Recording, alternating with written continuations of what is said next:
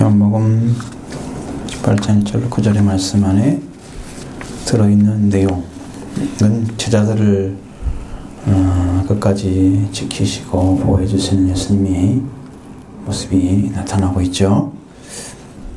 여기는 18장 1절에는 예수님께서 이 말씀을 하시고 이렇게 됐어요. 그러니까 예수님은 17장에서 하늘을 우러러 하나님께 기도를 드렸다는 것으로 나오는데 여기서는 말씀하신 걸로 나와 있어요. 그러니까 말씀하신 것은 예수님은 이게 기도의 형식으로 말씀을 전해준 거다 이렇게 이해를 해요. 그래서 이것을 대제사성적인 기도다 이렇게 말씀하고 있죠. 기도의 내용으로 우리는 이해를 하는데, 자 그렇게 이 말씀을 하시고 난 다음에 예수님이 기도론 시내 건너편으로 가셨다고 되어 있습니다.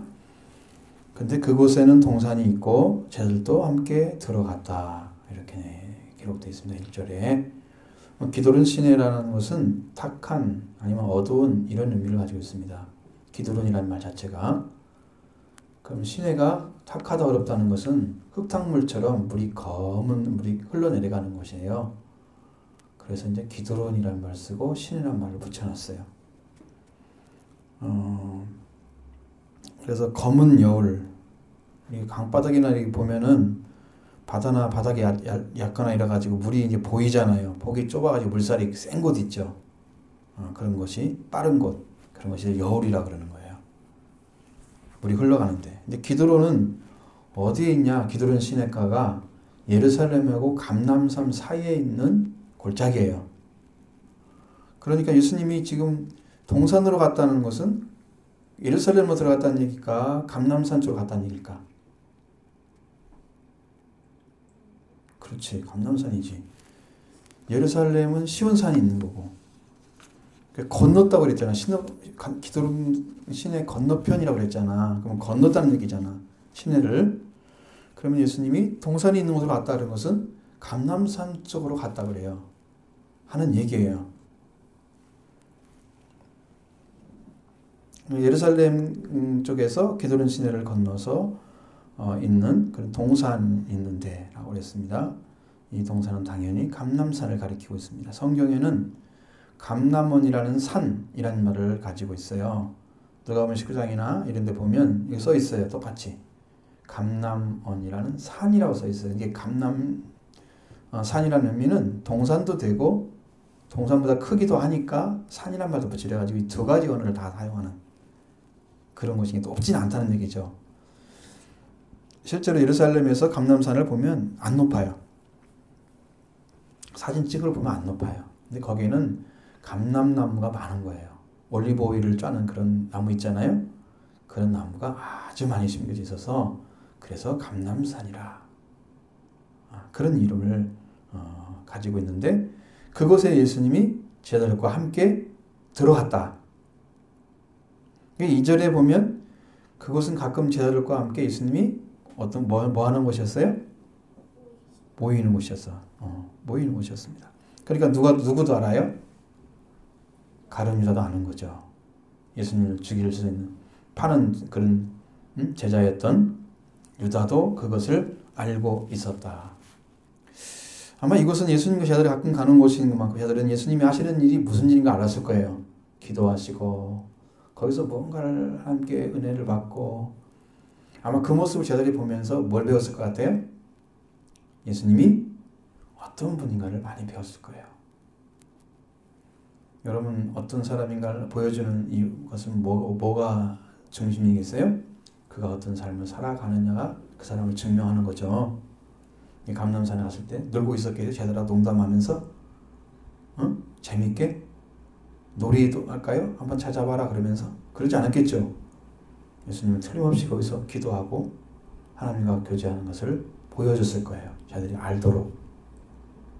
그런 것입니다. 근데 유다가 그것을 알고 있었다는 것은 매우 중요한 정보를 가져다 주는 것이죠. 자, 예수님께서 어디에 계실까 알고 있는 유다는 예수님 팔아넘길 수 있는 기회도 쉽게 찾을 수가 있었다는 거예요. 거기 가면 예수님이 있을 거다 하고 데려올 수가 있는 거예요. 예수님 잡는 사람들을 데리고 오면 그냥 잡겠죠. 예수님이 계시니까. 근데 예수님은 사람들이 잡으려고 해서 잡히는 분이 아니에요. 하나님이 그 죽음의 때를 허락해 줬어요. 시간 짧게.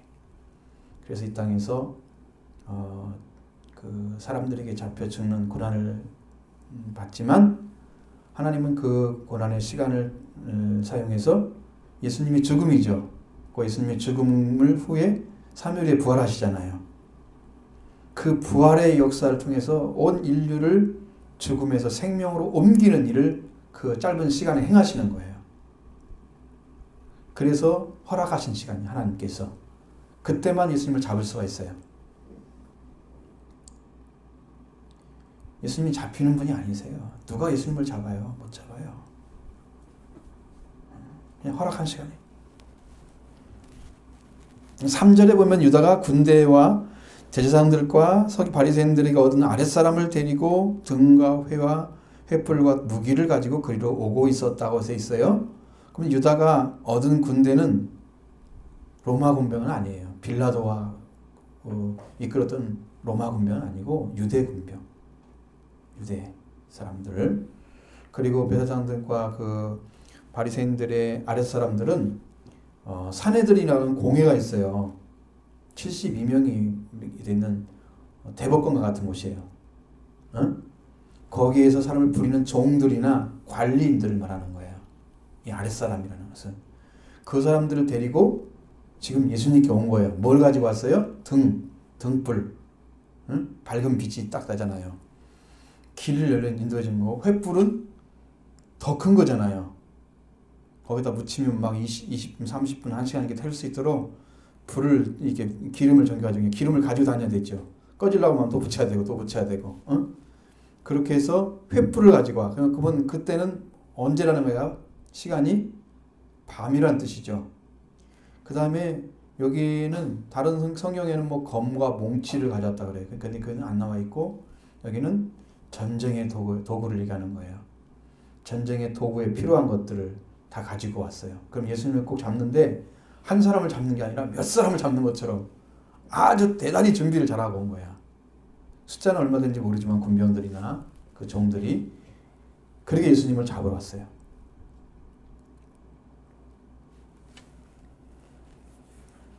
근데 4절에 예수님은 그 당할 일을 아셨다고 그래서 있어요. 4절에 예수님께서는 그들을 대항해서 이기고 다 쫓아낼 것을 생각한 것이 아니죠. 예수님은 공감복음이라고 하는 것에서 예수님 자신이 예루살렘에서 고난을 받고 죽으신 지 사흘 만에 다시 살아날 것을 말씀하신 것이 몇 번 나와요. 마태복음은 3번이 나와. 그런데 요한복음에서는 예수님이 돌아가신다는 얘기는 한 번도 제대로 말씀하신 적이 없어요. 그러면 요한복음에서 어떤 얘기를 하려고 하시느냐? 예수님이 당할 일을 아신다는 뜻은 무슨 말이냐? 그러면 요한복음 3장에서 14, 15절에 나와 있는 내용을 보면 모세가 강에서 뱀을 든 것 같이 인자도 들려야 하리니 이는 그를 믿는 자마다 영생을 얻게 하려 하심이라고 그랬습니다. 이것은 들린다는 말을 사용했죠. 십자가에 못 박히게 되면 땅에서 들리는 거예요. 예수님이. 그렇게 되면 모든 사람들을 예수님께로 인도하는 길이 열려지는데 그 예수님을 믿으면 믿는 자마다 그를 믿는 자마다 영생을 얻는데요. 이게 십자가에 못 박힌 예수를 믿으면 영생을 얻는 거예요. 그분을 누구로 믿어야 할까요? 하나님의 아들로 그리스도로 믿는 거예요. 하나님이 보내신 자로 믿는 거예요. 우리를 구원하러 보내신 자로 믿는 거예요. 그를 믿는 자.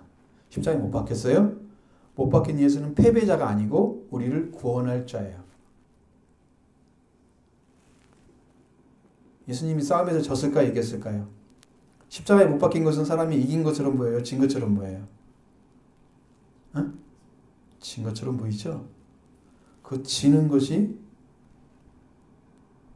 예수님을 십자가에 못 박아서 육체를 죽인 것이 이긴 게 아니에요. 사탄이 예수님을 이기는 방법은 예수님의 영이 죽어야 돼요. 영이 죽으면 이기는 거고 예수님의 영을 못 죽이면 지는 거예요. 왜냐하면 사탄이 사람을 죄를 범하게 해가지고 영원히 죽게 해서 그래서 하나님을 몰라요. 영원히 죽었기 때문에. 그러니까 죄를 사함받고 하나님 말씀을 다시 받게 되면 영원히 하나님을 알아요. 그러면 산자예요, 그게. 예수님은 하나님을 지금도 믿고 있고, 예수님은 왕이시고, 나중에 보면 이런 성경이 안 나오지만 왕이라고 고백하시고 그리스도라고 고백하시고 하나님 아들이라고 고백한단 말이에요. 죽기 전에도. 그러니까 죽은 자야, 안 죽은 자야? 안 죽은 사람이에요. 근데 예수님 십자가에 못 박으니까 죽은 것처럼 보이죠. 진 것처럼 보이죠. 그것은 마귀가 예수님을 마치 이긴 자처럼 죽이면 승리한 것처럼 착각하고 있는 거야. 모르는 거야. 그 생명의 세계, 하나님이 감춰놓은 그 생명을 살리는 세계를 모르고 있는 거야, 마귀는. 그러니까 육체로 죽인 예수님이 진 것처럼 보이는 거예요. 십자가에 들려. 그런데 그분을 믿는 자는 생명은 영원히 살는 생명을 준다고 약속해 놨어요. 그럼 우리도 어떻게 해야 돼요? 십자가에 못 박힌 예수를 구주로 믿습니다 하고 고백하면 우리가 어떻게 얻어요? 영생을 얻는 거죠. 응? 그게 들린다는 뜻이에요. 이해가 되시죠? 그 다음에 10장, 12장, 32절에 내가 땅에서 들리면 모든 사람을 내게로 이끌거니 여기서 들린다고 말씀하셨죠. 땅에서 들린다는 말은 십자가에 못 박힌다는 거예요. 그러면 예수님께로 모든 사람이 오게 돼 있어요. 그 예수님이 하나님 나라에 들어가는 길이기 때문에 예수님을 통과해서 하나님 나라에 들어가는 거예요. 지성소도 예수님을 통과해서 들어가는 거예요. 휘장문이 예수님 돌아가셔서 찢어졌어요. 그 찢어질 때 휘장문도 예수님이 육체가 죽음으로 하나님 나라가 열린 거예요. 하나님 직접 가는 길이 열린 거예요. 그러니까 놀라운 축복이 예수님의 죽음을 통해서 이루어지는 거야. 그 다음에 피를 흘렸잖아요. 피를 흘림으로 모든 사람의 죄를 용서해 주시는.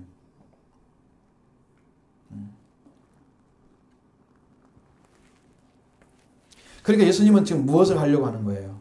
하나님께서 예수님께 맡긴 일이 뭔가를 알기 때문에 당하실 일을 아셨어요. 잡혀가가지고 십자가에 못 박히는 거.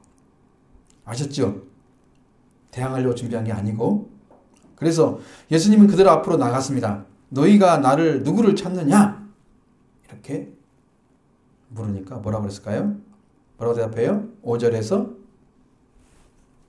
누구를 찾는데요? 나사렛 예수. 나사렛 예수라고 그랬습니다. 그때 예수님은 내가 그니라 라고 얘기했습니다. 내가 바로 그 사람이다. 네가 찾는 바로 그 사람이다. 지금 나사렛 예수란 말은 땅의 예수를 얘기하는 거잖아요.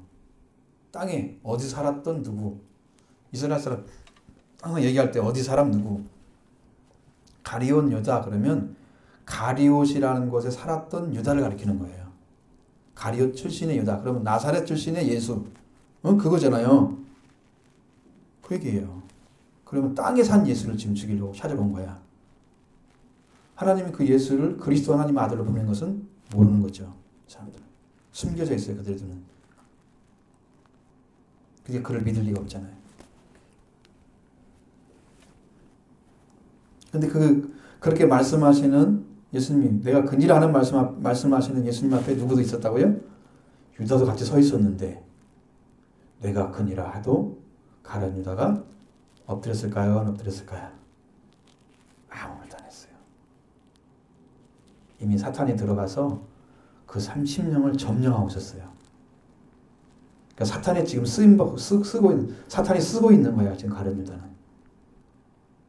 그러니까 내가 바로 그다 말해도 엎드리지 않아. 고용된 사람들, 사내 군대들, 유다, 그리고 고용된 종들과 관리들도 서 있었는데 예수님께서 그들에게 내가 그니라 했을 때 그들이 어떻게 했다고요? 물러가서 땅에 엎드렸습니다.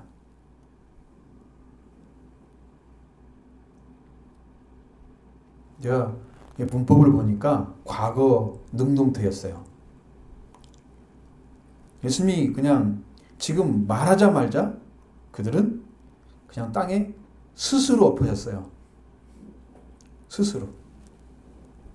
예수님이 내가 그니라 그 말이 얼마나 무섭게 들렸는가. 얼마나 강력하게 그에 들렸으면 그 말 한마디에 사람들이 막 엎드려. 그의 말에 강력한 능력이 있는 거 아시겠죠? 예수님은 능력을 가지고 계셨습니다. 예수님 말에는 능력이 있습니다. 권위가 있어요. 권세. 그러니까 그 앞에 사실적으로 말하면 그 앞에 있는 사람은 그 자리에서 죽일 수도 있어요. 예수님이. 예수님이 십자가에 못 박히지 않고 그 자리에서 그냥 다 영혼을 다 떠나게 할 수 있어. 근데 예수님은 십자가에 못 박히는 일을 응하는 거예요. 그건 성경을 이루기 위해서. 그래야 인류가 구원받고 내가 사니까. 우리가 살잖아요. 예수님이. 그래서 그대로 당해주는 거예요. 당해주는 거지 당한 게 아니야.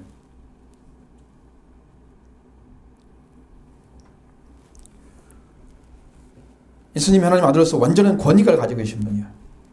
하나님 아들이기 때문에 그들을 지배하려고 하신다면 할 수 있는데 그렇게 하지 않았습니다. 그래 예수님은 자신이 누구인가를 말씀하신 것뿐인데 그들은 땅에 엎드렸습니다. 이것은 그 말을 들은 그들이 스스로 엎드렸습니다. 예수님이 하나님의 아들의 권위 앞에 엎드려진 것입니다. 그리고 7절에서 다시 예수님이 물어봤습니다. 그들에게 누구를 찾느냐 그랬을 때 그들은 말하기를 나사렛 예수라 이야기하죠. 그래서 예수님은 내가 그니라 하고 너희가 말을 했으니까 나를 찾거든 이 사람들이 가는 것을 용납하라 하고 이야기합니다. 이 사람들이 누구겠어요? 제자들이죠. 자, 기도는 시냇가의 건너편에 누구랑 같이 들어갔어요? 예수님하고 제자들하고. 그러니까 제자들밖에 없겠죠. 이 사람들이라고. 근데 예수님이 제자들이라 않고 이 사람들이라고 그랬단 말이에요. 내 제자들은 보내도록 하라 이렇게 해주셨는데 제자가 안 하고 이 사람들이라고 그랬어요. 오해하지 않기 위해서. 제자들이라고 그래서 예수님과 함께 묶어가지고 죄를 묻거나 위해를 가한단 말이에요. 그건 잘못. 응? 그러니까 그렇게 해를 당하지 않게 해서 보호하기 위해서 쓰는 말이야. 이 사람들은 보내기를 용납하라. 용납하란 말하고 그 허락하란 말은 전혀 다른 뜻이에요.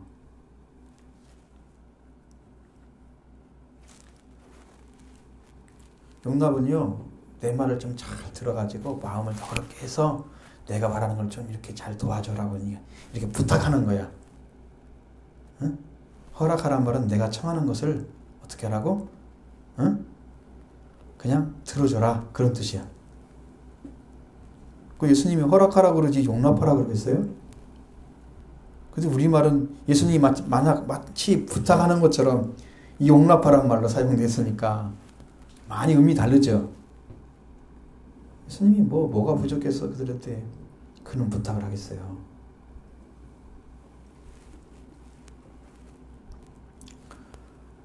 내가 청하는 말을 들어줘라 하겠습니다. 이렇게 예수님은 말씀하고 있는 거예요. 그러니까 제자들을 예수님과 함께 체포할 이유가 있을까요? 없을까요? 없습니다. 그리고 왜 이렇게 예수님 제자들을 보호하고 있을까요? 왜 가라고 했을까요? 그 이유가 9절에 나와 있습니다. 같이 보겠습니다. 9절. 이는 아버지께서 내게 주신 자 중에서 하나도 잃지 아니하였사옵나이다 하신 말씀을 이루려 하밀러라. 응하게 하려 하밀러라 그랬습니다. 이는 아버지께서 내게 주신 자 중에 하나도 잃지 아니하였나이다 하신 말씀을 이루게 하심이었다고 하면 자, 이 말씀은 꼭 예언된 것 같잖아요. 구약 성경에.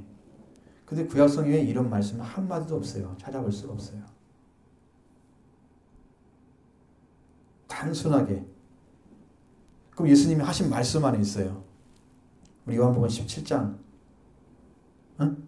12절에 거기에 나와 있어요. 보면은 이 말씀을 충만하게 하려고 이루려고 하신 것입니다. 자, 내가 그들과 함께 있을 때에 내게 주신 아버지의 이름으로 그들을 보존하고 지키었나이다. 그 중에 하나도 이를 명치 않고 다만 멸망의 자식뿐이오니 이는 성경을 응하게 함이나이다 그랬습니다.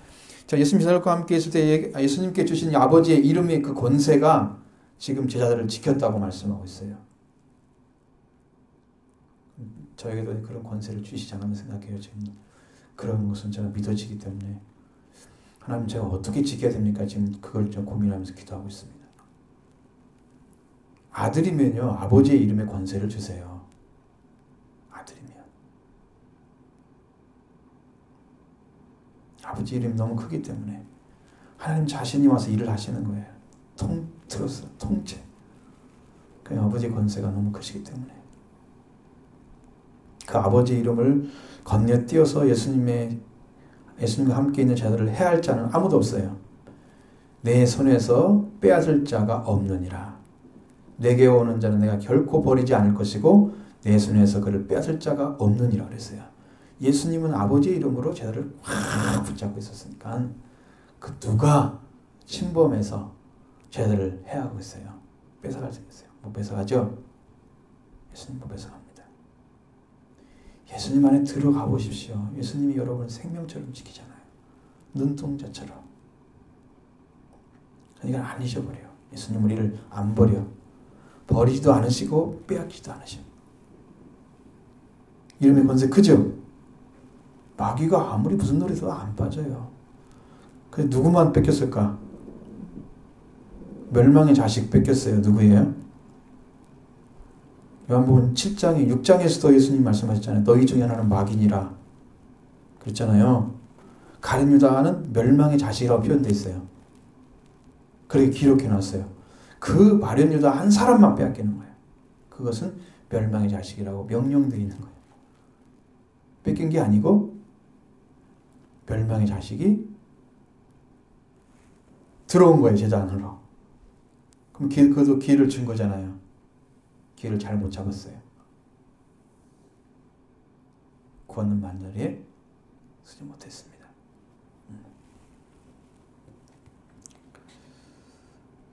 멸망의 자식만 모든 그 중에 하나도 멸망하지 않고 다만 멸망의 자식뿐입니다. 이는 성경을 이루게 함이나이다. 이렇게 기도를 드렸죠. 아버지의 이름으로 제자들을 보존하고 지키셨던 것 같이 지금도 예수님은 제자들을 지키시려고 합니다. 지켜주기를 원합니다. 그러니까 그들이 가는 것을 허락하라고 명령하는 거예요. 그 사람들이 가는 것을. 예수님의 절대적인 사랑입니다. 제자들은 왜 지켜야 되는지 말씀드렸죠. 예수님의 증인 될 수 있는 유일한 사람들이에요. 예수님을 봤잖아요. 직접 3년 동안을.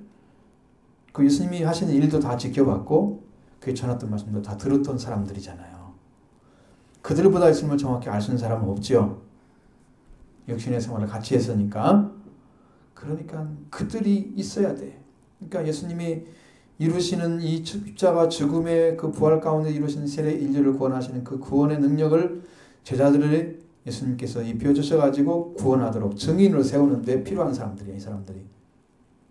이 사람은 죽으면 안 돼. 지켜줘야 돼. 지금까지 아버지를 지킨 것처럼 이들도 또 지켜지기를 구하고 있는 거예요. 예수님은 끝까지 제자들을 구원하시는 분이셨다는 걸 보여줍니다. 요한복음 3장 13장 1절에서도 6월절 전에 예수께서 자기가 세상을 떠나시고 아버지께 돌아갈 때가 이른 줄 아시고 세상에 있는 자를 자기 사람들을 사랑하시되 끝까지 사랑하시니라. 지키셨죠. 요한복음 17장에서도 예수님은 제자들을 지키기 위해서 온갖 힘을 다 쓰잖아요. 저들도 우리와 같이 하나 되게 하기를 원합니다. 내가 아버지가 내 안에 있는 것처럼 저들도 우리와 같이 하나 되기를 원합니다. 핏줄 안에 들어오기를 원합니다. 예수님은 또 영광을 주셨다고 그랬어요. 그 영광을 나중에 또 깨닫게 하시는데 그게 왕권이래요. 왕권이래요. 그러니 제자들이 지금 왕권을 가진 사람들이에요. 놀라운 사람들입니다. 예수님이 이 땅에 오실 때 제대로 불러봐서 그렇게 은혜에서 받은 사람들이에요. 응? 그래서 예수님은 제자들을 사랑하시되 끝까지 사랑하고 지키고 계시는 거예요. 네, 그들이 있어서 지금 온 이 복음이 온 세계에 증거되는 초석이 됐습니다. 그 사람들이 중심이 기초가 된 거예요. 사도들과 선지자의 터 위에 교회가 세워져요. 그들이 있었기 때문에 예루살렘 교회가 있었고, 그렇죠? 그리고 또 바울을 선택하신 하나님께서 인류를 구원하는 길을 또 열어놓으시고, 이렇게 해서 인류가 사는 길이 사도들에 의해서 이루어진 거예요. 제자들, 사도들에 의해서 이루어진 거예요. 그래서 그들은 보호해야 되죠. 예수님은 자기의 삶의 목적을 다 아셨습니다. 너무 잘 아시는 거예요. 우리 삶도 어디다 맞춰줘야 돼요? 예수님이 무엇을 하기를 원하시는가에 맞춰져야 돼요. 우리의 삶의 목적도. 그러니까 성경을 많이 읽어요. 어린아이 찬양 소리 들어보니까 어때요? 귀여운 것은 두 번째 문제고 나는 그 찬양 못 부르고 있잖아요. 얼마나 열심히 불렀으면 걔가 찬양을 다 알았어요. 글도 모르는 아이가. 찬송가를 막 넘기면서 부르는 거야. 자기는 찾고 있는 것처럼 그렇죠. 찬송가는 다 외워져 갖고 노래는 저절로 나오고 찬송가는 그냥 넘어가고 있는 것뿐이야. 응? 얼마나 열심히 찬양해야 되는지. 열심히 하나님 찬양하고 말씀 공부하고 가정이 그런 분위기야 돼요. 그런 분위기. 응? 찬송 한번 듣기 힘들고 예배 한번 드리기 힘들고 성경 읽기 힘든 그런 분위기는 아니에요. 날마다 찬양이 울려 퍼지는 가정. 그래야 돼요. 주님 우리를 좀 받으시도록 해야 되는데 우리의 삶에서 하나님 내가 이렇게 믿습니다라고 고백하는 신앙 고백의 어떤 활동이 바로 찬양하고 말씀하고 기도하는 것이잖아요. 내가 당신 이렇게 사랑합니다는 고백이잖아요. 그게 행위의 고백이잖아요. 뭘 하고 있어요 우리는? 잘 생각해 보세요. 아이들한테 뭘 심어주겠어요. 그래가지고 나도 못 자라고 아이들도 못 자라고 그러면 안 되겠죠. 분위기를 만드셔야 돼요. 우리가 열심히 신앙생활해서 이렇게 예수님의 보호 가운데 들어가서 구원을 선포해야 될 하나님의 자녀의 대상이 되는 거예요. 우리도 그 삶을 살아야 되겠죠. 예수님이 그 지키시고 보호해야 될 대상이 돼야 돼. 그래서 목숨 걸고 복음 전하다가 인류를 구원하는 큰 역사. 나 그래서 많은 분들이 어떻게 말씀을 남겨야 한다고 자꾸 얘기하는데 무슨 말일까 그랬더니 이제 알았어요. 말씀을 행해서 사람들이 그 말씀을 적용해 살아보니까 그 말씀으로 이루어지는 그 은혜들이 있어요. 그것이 남겨지는 거예요. 그걸 기록으로 딱 남겨놓으면 그게 되는 거예요. 여러분이 말씀으로 살아서 누구 어떤 관계에서 어떤 일에서 이렇게 했는데 이런 일이 이루어졌습니다라고 할 수 있는 것이 있다면 그걸 기록해놓으면 말씀이 남겨진 거예요. 그걸 읽으면 이 사람이 말씀을 살았구나 알 수 있어요. 정말 하나님 말씀에 순종해 살더니 이렇게 축복을 받았네 알 수 있어요. 그 말씀을 다 우리도 말씀을 남겨 살아야겠죠. 제자들만 남기지 않고 사도행전만 있는 게 아니라 사도행전은 28장까지 있지만 29장부터 우리가 쓰는 거잖아요. 우리가 살아서 우리도 말씀을 남긴 자가 되는 삶. 자들이 그게 필요했으면 한 것처럼 우리도 필요해서 불렀으니까 이것을 잘 자라가지고 그런 역사를 해야죠. 그래야 하나님의 교회가 말씀으로 튼튼히 살아가겠죠. 이런 자녀들이 많이 태어나야 됩니다.